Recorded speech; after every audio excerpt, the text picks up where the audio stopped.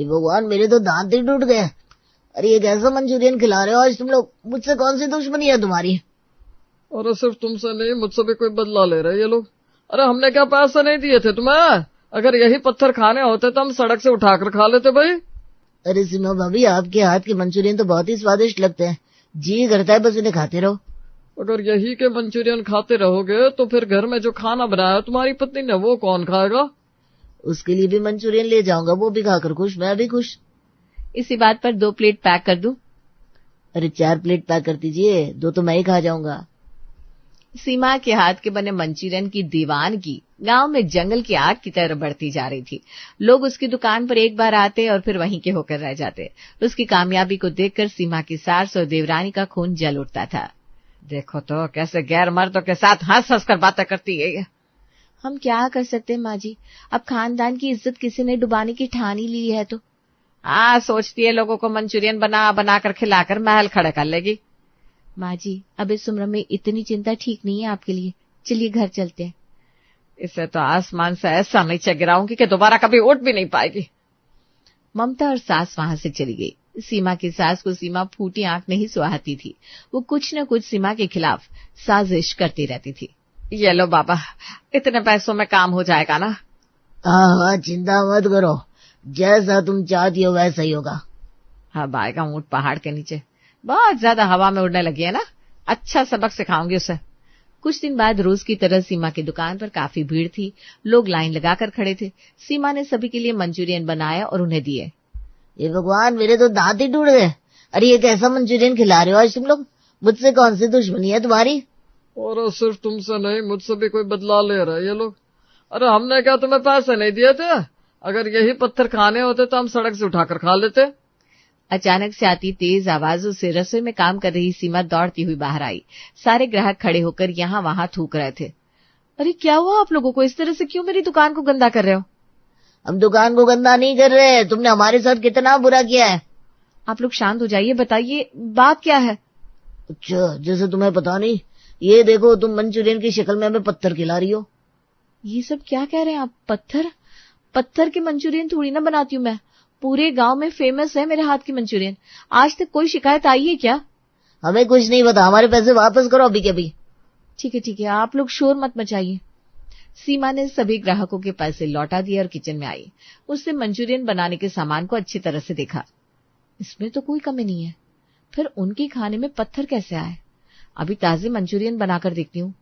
सीमा ने एक बार फिर से नए मंचूरियन बनाए और खाने के लिए जैसे मुंह में रखा, उसके मुंह से आह निकल पड़ी। अरे माँ, इसमें अचानक से पत्थर कहाँ से आ गए? ये सब क्या हो रहा है? कहीं कोई भूत प्रेत तो मेरी दुकान में नहीं आ गया? आज तो कमाई भी नहीं हुई। घर चली जाती हूँ, आज का दिन ही खराब है। सीमा गांव में मंचूरियन बेचती थी। उसके बनाए मंचूरियन का स्वाद लेने के लिए दूर दूर से लोग आया करते थे। उसके पति को गुजरे कई साल हो चुके थे। अब वो मंचूरियन की दुकान चलाकर अपना और अपनी 10 साल की बेटी चिंकी का पेट भरती थी। अरे माँ, आज इतनी जल्दी घर लौट आई, क्या बात है? क्या बताऊं बेटा, आज तो दुकान में जो हुआ है तो विश्वास नहीं करेगी। ऐसा क्या हुआ माँ? सीमा चिंकी को दुकान पर हुई सारी बात बताती है। चिंकी भी सोच में पड़ गई। माँ, ये तो सच में बहुत अजीब बात है। आप मंचूरियन घर लाई हो? हाँ देख ना बेटा, ये लेकर आई हूँ। देखने में तो सही लग रहा है, खाकर देखती हूँ। आप पर आराम से। हाँ बेटा। चिंकी वो मंचूरियन खाने जाती है, तभी उसके मुंह में पत्थर आते हैं। माँ, ये तो खाते ही पत्थर का बन गया। यही तो मैं सोच रही हूँ बेटा, ऐसा क्यों हो रहा है? अगर ऐसा ही चलता रहा तो फिर हमारी दुकान पर कोई नहीं आएगा, फिर हम पैसे कैसे कमाएंगे? और मेरे स्कूल की फीस का क्या? अरे तू चिंता मत कर, मैं सब संभालूंगी। चल अब जल्दी से तैयार हो जा, तेरी बहन गुड़िया का जन्मदिन है ना, हमें चाची के घर जाना है। नहीं मामा, वहां नहीं जाऊंगी। जब भी चाची के घर जाती हूँ, दादी कितनी बातें सुनाती है। ऐसे नहीं बोलते बेटा, तेरी दादी है ना वो। चल अब जल्दी से तैयार हो जा, और हाँ, अपनी लाल वाली फ्रॉक पहनना। हाँ माँ, वो फ्रॉक भी तो गुड़िया की है, पिछले जन्मदिन पर पहनी थी उसने। अब मैं उसके सामने वही पहनूं क्या? अरे वो फ्रॉक अच्छी लगती है तुझ पर, जा पहन कर आ। ठीक है माँ, जैसा आप कहो। शाम के वक्त सीमा अपनी बेटी के साथ अपनी देवरानी के घर आती है और उसे आया देख उसकी सास का मुंह बन जाता है। अरे ममता, तूने इसे क्यों बुलाया यहाँ? सासू माँ आज घर में कितना काम है, दीदी कुछ हाथ ही बटा देगी। अरे लेकिन तू इससे बाहर का ही काम करवाना, रसोई के किसी काम को हाथ मत लगाने देना। कैसी बात करती हो सासू माँ, सबसे ज्यादा काम तो खाना बनाने का है। इतने लोगों का खाना मैं और आप बनाएंगे क्या? अभी दीदी को बोल देती हूँ, वैसे भी आधे लोग तो उनके बनाए मंचूरियन ही खाने आए हैं ना यहाँ। अरे लेकिन मेरी बात तो सुन। दीदी सुनिए तो। हाँ बोल ममता। दीदी मेहमान आने शुरू हो गए, मुझे गुड़िया को भी तैयार करना है। आप रसोई में जाकर जल्दी से मंचूरियन बना दीजिए ना, तो मेहमानों का नाश्ता भी हो जाएगा। अच्छा ठीक है ममता, अभी बना देती हूँ। और हाँ दीदी, इनके मालिक भी आएंगे फैक्ट्री से, तो थोड़ा स्वाद का ध्यान रखना। क्या पता आपके हाथ के मंचूरियन का जादू मालिक पर चल जाए और इनकी तनख्वाह बढ़ जाए। हाँ हाँ तू चिंता मत कर, मैं सब संभाल लेती हूँ। सीमा रसोई में आ गई और मंचूरियन बनाने की तैयारी करने लगी। उसने काफी सारा पत्ता गोभी काटा और उसमें मसाले मिलाकर मंचूरियन तलने लगी। अरे ममता, गुड़िया की ये फ्रॉक तूने इस चिंकी को कब दी? जब गुड़िया ने इस पर तेल गिरा दिया था ना तब। पर देखो ना, अभी तक नहीं लग रही है। मुझे तो लगा था तेल का दाग जाएगा ही नहीं। ऐ चिंकी इधर आ। हाँ दादी, क्या हुआ? सीमा की सास गुड़िया की नजर उतार कर पैसे चिंकी को पकड़ा देती है। ये ले, नजर ना लगे मेरी गुड़िया को। मुझे नहीं चाहिए कोई नजर वाले पैसे। और देखो तो, इतनी सी लड़की की कैसी लंबी जबान हो गई है। इसकी माँ इसे यही तो सिखाती होगी।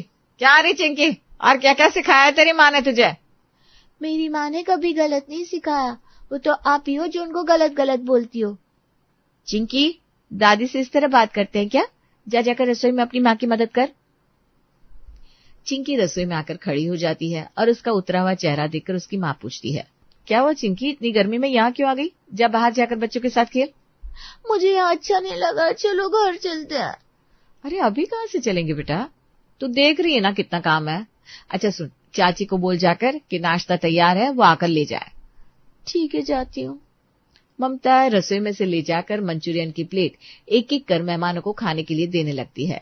मंचूरियन से आती खुशबू से सभी के मुंह में पानी आने लगता है और सब जल्दी जल्दी मंचूरियन खाने लगते हैं, पर खाते ही सबके दांतों में दर्द हो जाता है।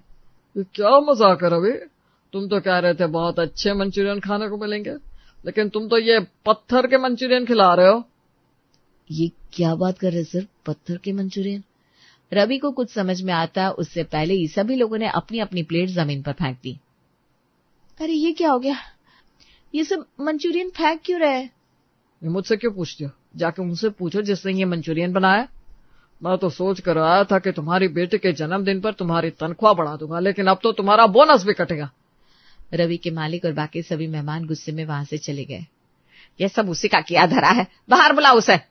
ममता पैर पटकते हुए रसोई में आती है और सीमा को खींचकर बाहर ले आती है। अरे क्या हुआ ममता, ये क्या कर रही हो तुम?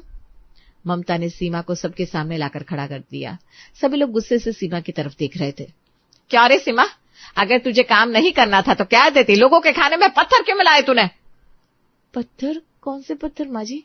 वही पत्थर जो लोग थूक कर चले गए यहाँ। मेरे बेटे की नौकरी जाते जाते रह गई। पहले तो मेरा बड़ा बेटा खा गई, दुकान खोलकर पूरे गांव में मेरी इज्जत मिट्टी में मिला दी, और इन सब से तेरा मन नहीं भरा तो आज तूने इन लोगों को पत्थर खिला दिया। अरे कितनी और बेइज्जती करवाएगी तू अब हमारी। माँ जी, मैंने कोई पत्थर नहीं मिलाया है। दीदी, मुझे लगा था आप घर की हो, हमारी चिंता है आपको, लेकिन आप तो हमारी दुश्मन निकली। अरे आस्तीन की सांप है, मेरे बेटे को डस लिया इस नागिन और इसकी बेटी ने। निकल जाइए यहाँ से और कभी मत आना हमारे घर। सीमा और उसकी बेटी को ममता ने घर से बाहर निकाल दिया। चिंकी रोती हुई अपनी माँ के गले से लग गई। माँ, ये सब क्या हो रहा है? मंचूरियन अपने आप पत्थर के कैसे बन रहे हैं? पता नहीं बेटा, लेकिन तू रो मत, मैं हूं ना, सब ठीक कर दूंगी। अभी घर चलते हैं। सीमा और चिंकी घर आ गए। सारी रात सीमा को ये सोच सोच कर नींद नहीं आई कि उसके बनाए मंचूरियन पत्थर के कैसे बने जा रहे हैं। सुबह उसने देखा कि सूखी लकड़ियां खत्म हो चुकी है। वो चिंकी को सोता छोड़कर सूखी लकड़ियां लाने जंगल पहुंची। हे भगवान, आज नया दिन है, आज कोई गड़बड़ मत होने देना।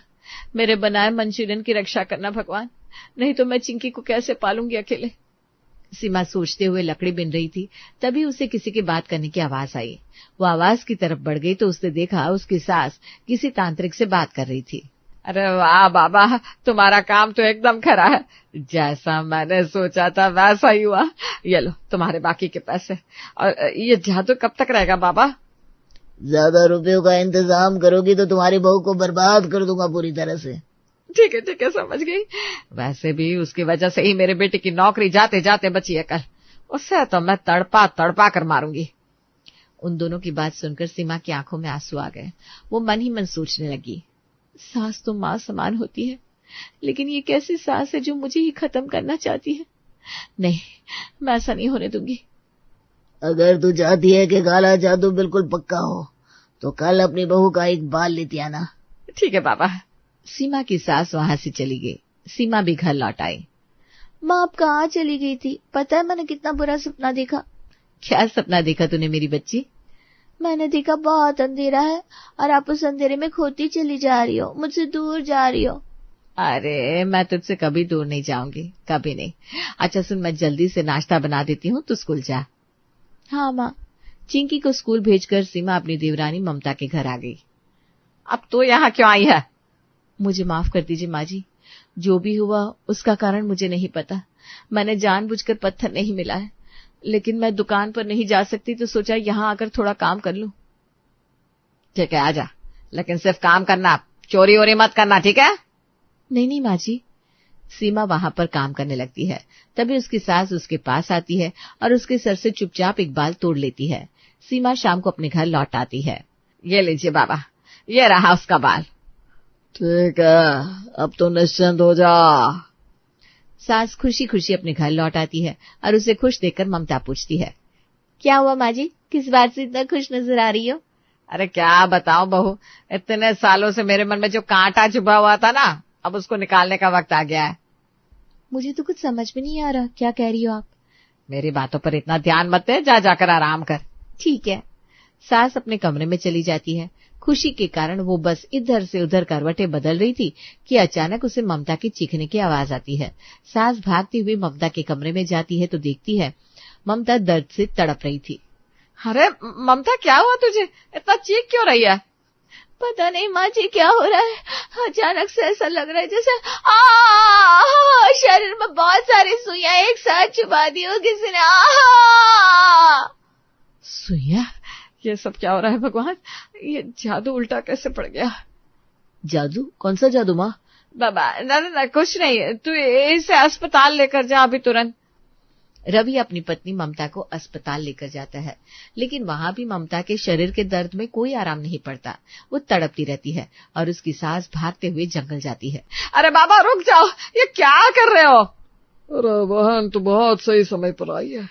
ये देख तेरी बहू की गुड़िया, अभी देख उसे कैसे दर्द देता हूँ, तड़प उठेगी वो।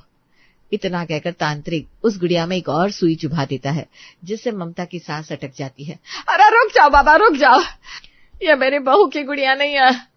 क्या? जिसका बाल तूने ला कर दिया था ये गुड़िया उसी के लिए बनी है?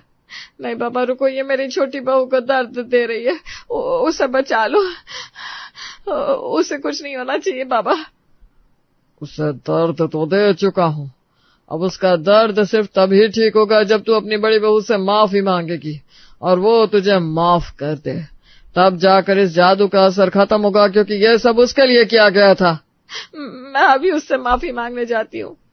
सास भागती हुई अपनी बड़ी बहू सीमा के घर पहुंचती है और पागलों की तरह उसके घर का दरवाजा पीटने लगती है, जिससे आसपास के लोग जागकर वहां इकट्ठे हो जाते हैं। माँ इस वक्त कौन है? तेरी दादी। लेकिन दादी को हमसे क्या काम? अब क्या वो हमें यहाँ से भी निकाल देंगी? अरे नहीं बेटा, लगता है खुद के खोदे गड्ढे में खुद ही गिर गई है। बजाने दे दरवाजा कुछ देर।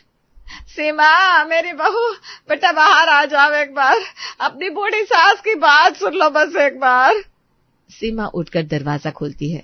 दरवाजा खुलते ही उसकी सास उसके पैरों में गिर जाती है। मुझे माफ कर दे बेटा, मैंने तेरे साथ बहुत बुरा किया। लेकिन माँ जी हुआ क्या है, आप इस तरह रो क्यों रही है? क्या बताओ, सब मेरे कर्मों का फल है। मैंने तुझे बहुत परेशान किया और काला जादू भी करवाया। काला जादू? सास की बातें सुनकर आसपास खड़े लोग भी चौंक उठे। हाँ, मैंने तेरा बाल समझकर ममता का बाल तांत्रिक को दे दिया और उस पर काला जादू हो गया। वो बेचारी अस्पताल में तड़प रही है, उसे बचा ले बेटा। अच्छा दादी, और अगर यही मेरी माँ तड़प रही होती तो आपको तो बहुत खुशी होती ना? नहीं, मुझे माफ कर दो, मैं कभी अपना चेहरा नहीं दिखाऊंगी। तो मेरे हाथ से बनाए गए मंचूरियन भी आपकी वजह से पत्थर के बन रहे थे, है ना माँ जी? हाँ बहू, मैंने ही काला जादू करवाया था। वो तांत्रिक जंगल में रहकर काला जादू करता था। माँ जी, आज ये सब ममता के साथ हुआ तो आपको बुरा लग रहा है, लेकिन इतने साल तक आप मुझे परेशान करती रही, मुझे घर से निकाल दिया, मेरी बच्ची को कभी दादी का प्यार नहीं मिला, ये सब आपको कभी समझ नहीं आया? मैं मानती हूँ सारी मेरी गलती है, लेकिन तुम मुझे माफ कर दे। ममता को माफ कर दे, नहीं तो वो बेचारी मर जाएगी। माँ, चाची और दादी को माफ कर दो ना। देखो, एक 10 साल की बच्ची में आपसे ज्यादा इंसानियत है। ठीक है, मैंने माफ कर दिया ममता को और आपको भी। आगे से कभी हमें परेशान करने की सोचना भी मत। सास वहां से चली गई और ममता के शरीर से दर्द भी गायब हो गया। माँ, आपको कैसे पता कि ये सब दादी कर रही है और आप बच कैसे गई? अरे बेटा, मैंने जंगल में सब सुन लिया था। जब तेरी दादी ने मेरे सर से बाल खींचा, मैंने उसे छिपकर तेरी चाची ममता के बाल से बदल दिया। चलो अच्छा ही हुआ, कम से कम दादी और चाची को सबक तो मिल गया। अब आपके ऊपर का जादू भी खत्म हो गया होगा। चलो इसी बात पर मंचूरियन बनाए। पत्थर वाले नहीं, पत्ता गोभी वाले। चिंकी और सीमा हंसने लगते हैं और अगले दिन उनकी दुकान पर पहले की तरह ही भीड़ होने लगती है। उसकी सास और ममता को अपने किए की सजा मिल जाती है और गांव वाले तांत्रिक को पकड़कर पुलिस के हवाले कर देते हैं।